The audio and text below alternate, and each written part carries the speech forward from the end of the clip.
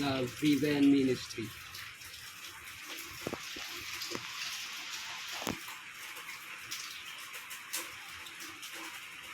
For out, for out of much affliction and anguish of heart, I wrote to you with many tears, not that you should be grieved, but that you might know the love which I have so abundantly for you. As we delve into the study of Paul's second epistle to the Corinthians, we observe that the apostle is very interested in the well-being of the church. Although it has never been easy to follow Elohim's ways in this sin-filled world, in the first century, declaring oneself a Christian would involve serious difficulties. Paul prepares the church to face these difficulties, both internal and external, and, teaches them to form a body united in selfless love. From this advice, we can learn today to be the aroma of life leading to life.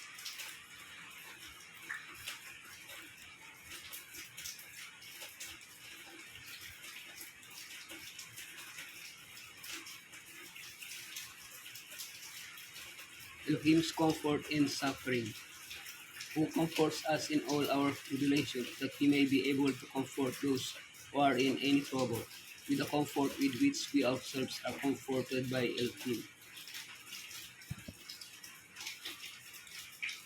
2 Corinthians is the epistle in which Paul speaks most extensively about comfort.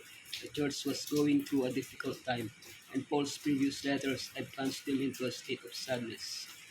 But that sorrow was godly, leading to repentance.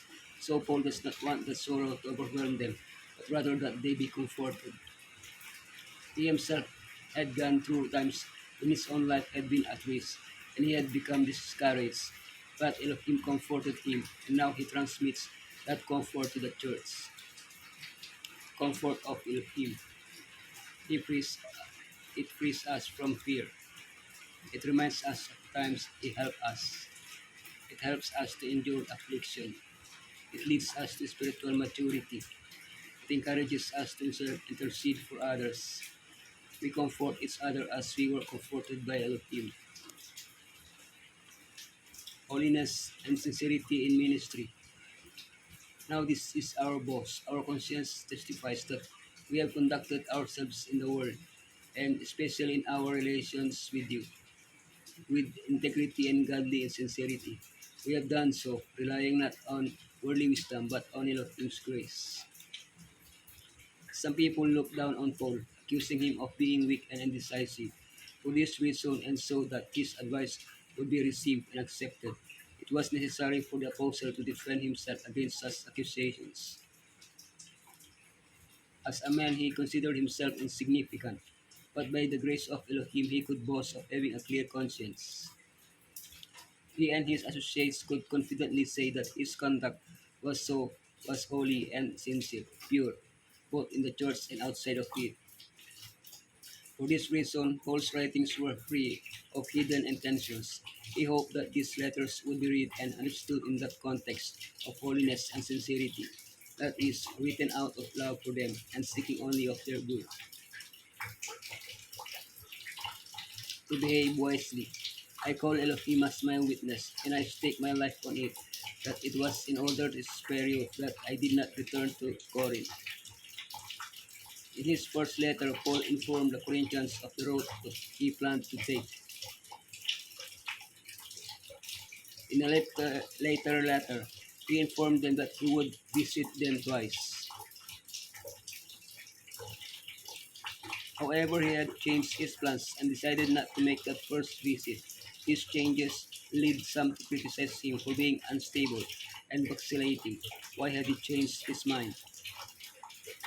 Paul's presence in Corinth seemed necessary because of the problems there, but the opposition he would encounter implied a confrontation that he wanted to avoid because of the great love he had for them. Forgiveness and restoration. Anyone you forgive as I also forgive, and what I have forgiven, if there was anything to forgive, I have forgiven in the sight of Messiah for your sake. While Paul was on his way to Troas, Titus went to Corinth. From Troas, Paul went to Macedonia. But he was greatly distressed because Titus had not met him in Troas to give him news about the church in Corinth.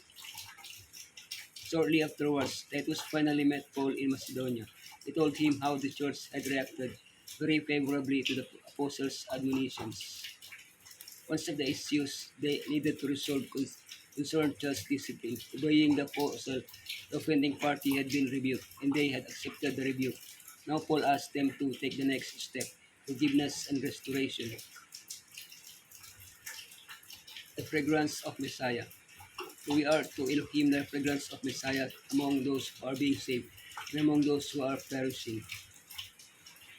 Commenting on how Elohim opened a door for the gospel to be successfully preached in Troas, Paul bursts into a shout of praise and victory.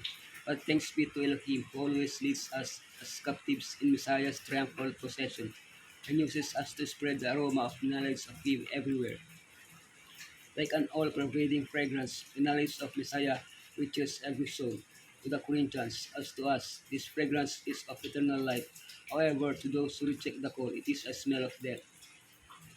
Focusing on the responsibility this entails, Paul explains that the message must be given sincerely without seeking any personal gain for the salvation of the listeners. This faithful messenger brought the cheering news that a wonderful change had taken place among the Corinthian believers. Many had accepted the instruction contained in Paul's letter and had repented of their sins. Their lives were no longer a reproach to Christianity, but exerted a powerful influence in favor of practical godliness. That repentance which is produced with the influence of divine grace upon the heart will lead to confession and forsaking of sin. Such were the fruits which the apostle declared had been seen in the lives of the Corinthian believers.